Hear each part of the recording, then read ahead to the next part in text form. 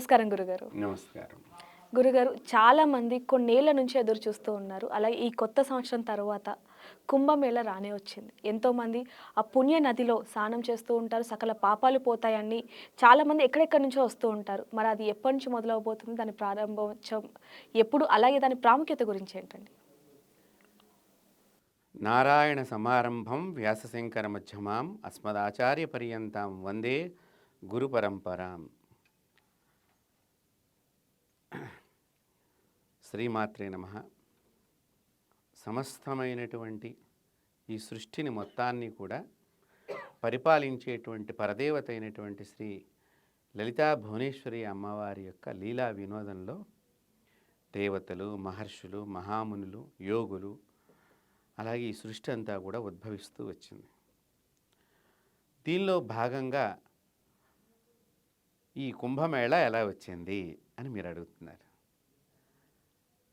కుంభమేళ, కుంభము అంటే కలశము అని అర్థం, కుంభము అంటే శిఖరము అని అర్థం, కుంభము అంటే కుండ అని అర్థం. కాబట్టి ఈ కుంభరాశి లోపలికి ఏ గ్రహం వస్తే పుష్కరం వస్తుంది, ఏ గ్రహం వస్తే ఎలాంటి గ్రహం వచ్చినప్పుడు ఎన్ని రోజులకు వస్తే అది కుంభమేళాగా పరిగణింపబడుతుంది అనేటువంటిదంతా కూడా జ్యోతిష్ శాస్త్రం మనకు తెలియజేస్తూ ఉంటుంది. అలాగే మకరంలోనూ కుంభంలోనూ ఏ గ్రహాలు ఉండాలి, ఏ గ్రహాలు ఎక్కడుంటే ఏ నదికి వస్తాయి. కుంభమేళా కూడా అమ్మ 4 చోట్ల జరుగుతుంది. ఈ 4 చోట్ల ఏమిటివి అంటే ఉజ్జయినిలో, హరిద్వార్లో, ప్రయాగరాజ్లో, మనకి దక్షిణ భారతదేశానికి దగ్గరగా ఉండేటువంటి నాసిక్ త్రయంబకేశ్వరంలో.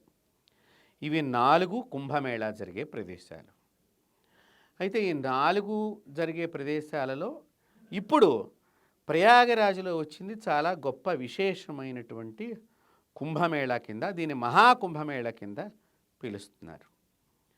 దీనిలో వైశిష్ట్యం ఏంటి అంటే కరెక్ట్గా ఇది పౌష్య పౌర్ణమిని, అంటే ఇప్పుడు మనకి పుష్యమాసం, దాన్ని పౌష్యం అంటాము సంస్కృతంలో. పుష్యమాసంలో పౌర్ణమి రోజున ప్రారంభమవుతుంది. అవి అక్కడి నుంచి 45 రోజుల పాటు ఇది సాగుతుంది. ఈ 45 రోజుల్లో అనేకమైనటువంటి విశేషమైనటువంటి గొప్ప గొప్ప తిథులు, రోజులు వస్తూ ఉంటాయి. దీనిలో శివరాత్రితో ముగింపు జరుగుతోంది. చూడండి, 45 రోజుల పాటు ఇది మహాకుంభగా పిలుస్తారు.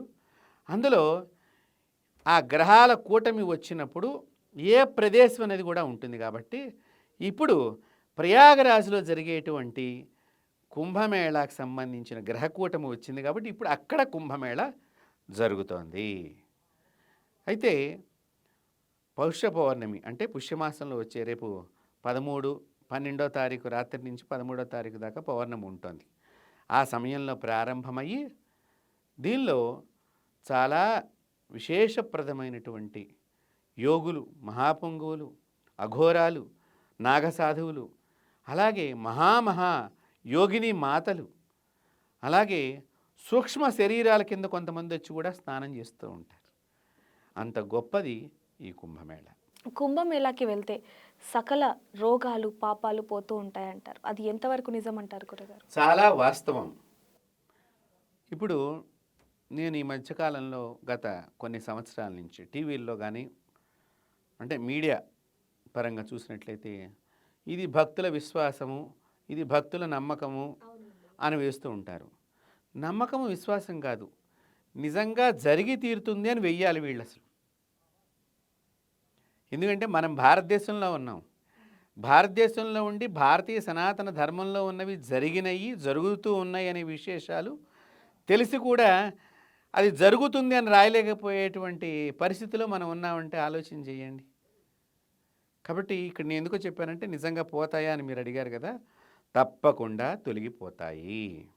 ఈ కుంభమేళ ఎందుకు వచ్చింది అంటే దేవదానవుల యుద్ధం మూలకంగా అమృత భాండాగారాన్ని బయటికి తీసే ప్రయోగంలో భాగంగా కొద్దిపాటి చుక్కల అమృతము కింద పడిపోకుండా కాపాడారు.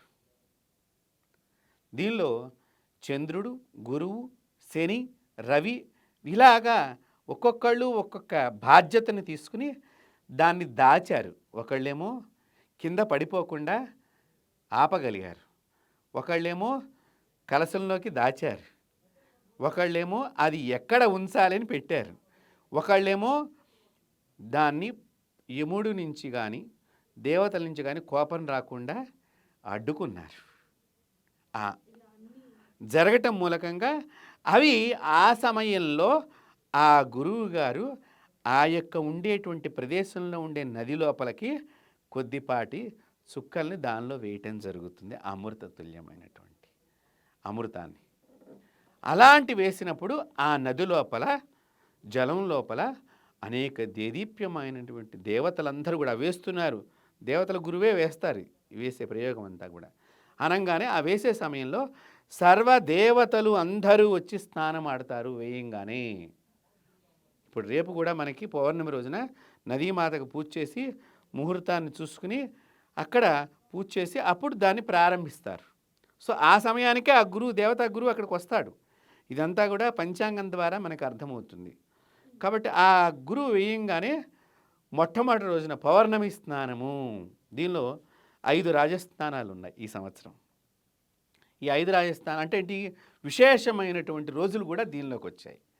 ఒకటి పౌర్ణమి, ఒకటి మనకి సంక్రాంతి, రెండోది వసంత పంచమి, శివరాత్రి, ఇలాగా 4-5 రకాలైనటువంటి విశేష పర్వదినాలు దీని లోపలికి రావటంతో ఆ సమయంలో హిమాలయాల నుంచి అనేక మంది, వాళ్ళకి 2000 సంవత్సరం ఉంటుందో, 1000 సంవత్సరాలు ఉంటాయో, 100 సంవత్సరాలు ఉంటాయో, 200 సంవత్సరాలు ఉంటాయో తెలియదమ్మా, అనేక మంది ఆ భగవంతుడితో రోజు, ఇప్పుడు మనం వాకీ టాకీలు పెట్టుకుని మనం పక్క గది నుంచి ఎలా మాట్లాడుకుంటాం, వాళ్ళు రోజు డైరెక్ట్గా ఎటువంటి వాకీ టాకీలు ఉండవు. మన దగ్గర మిషనరీ అన్న ఉంది.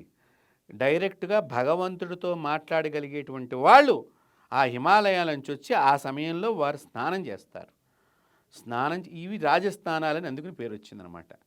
ఆ చేసేటప్పుడు కనుక మనం కూడా ఆ ప్రదేశంలో ఉండి వాళ్ళు చేసిన తర్వాత మనం కూడా చేస్తే, వారు మంత్రంతో స్నానం చేస్తూ ఉంటారు కాబట్టి ఆ జలానికి మంత్ర బలం పెరిగి అది మనం స్నానం చేసినట్లయితే మన శరీరాలకు పట్టినటువంటి రోగాలు తొలగిపోతాయి, మనసుకు పట్టినటువంటి మలినాలన్నీ కరిగిపోతాయి. మనసే పాపానికి ప్రధాన మందిరం. అంటే ఏంటి, ఆలోచన. ఇది కావాలి, అది కావాలి, ఇది కావాలి, ఇది కావాలి ఆలోచన. కాబట్టి ఆ ఆలోచన పాపాన్ని రేకెత్తిస్తుంది. కావాలనుకున్న దానికి మామూలుగా వచ్చిందనుకోండి మనకేం బాధ ఉండదు.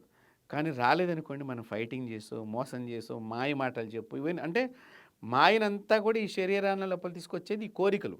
కాబట్టి ఈ కోరికల నుంచి వచ్చినటువంటి పాపాన్నంతటినీ కూడా ఆ ఋషులు, మహామునులు, యోగులు, నాగభైరవులు అఖాడాల నుంచి కూడా వస్తూ ఉంటారు. కొంతమంది వీళ్ళందరికీ కనిపించడం ఇష్టం లేక సూక్ష్మ శరీరం, దీన్నే ఆరా అంటాం ఇంగ్లీష్లో, ఈ ఆరా ద్వారా వచ్చి వాళ్ళు స్నానం చేసి వెళ్ళిపోతూ ఉంటారు. అక్కడ కనుక మీరు ఆ సమయంలో కూర్చొని మీ ఇష్టదేవతని కానీ మీకు ఏదైనా గురువు గారు ఇచ్చినటువంటి మంత్రాన్ని కానీ జపం చేసినట్లయితే, మీరు ఇట్లా జపం చేస్తున్న సందర్భంలో ఏదో మీకు ఇట్లా ఒక చెంగు తగిలి వెళ్ళిపోయినట్టుగా గోచరం అవుతుంటుంది మీ బాడీకి. నేను మీకు చెప్తుంటేనే ఇప్పుడు నా రోమాల్లో, ఎందుకంటే నేను అనుభవించి ఉన్నాను. గతంలో కూడా నేను కుంభమేళాలకు వెళ్ళున్నాను, ఇప్పుడు కూడా నేను వెడుతున్నాను ఫిబ్రవరి 1వ తారీఖుకి. అలాంటి అనుభూతులు మేము చాలా పొందున్నాం. అంటే అక్కడ మనిషి ఉండడు, కానీ మనకు వస్త్రం తగిలితే శరీరానికి ఎలా స్పర్శ నిక్కచ్చిగా తెలుస్తుంది. అంటే పవిత్రులు అయినటువంటి వాళ్ళు మనల్ని ఆశీర్వచనం చేసి వెళుతున్నారు. మీరు అన్నట్టుగా నిజమే గురుగారు. చాలామంది కూడా దోషాలు కానీ లేకపోతే ఇంకేవైనా ఉన్నా కూడా చాలామంది అంటుంటారు కుంభమేళాకు వెళ్ళండి, మీ సకల పాపాలు దోషాలు తొలగిపోతాయి అంటుంటారు. దీని మూలంగానే. అవును. థ్యాంక్ యూ గురుగారు, థ్యాంక్ యూ సో మచ్.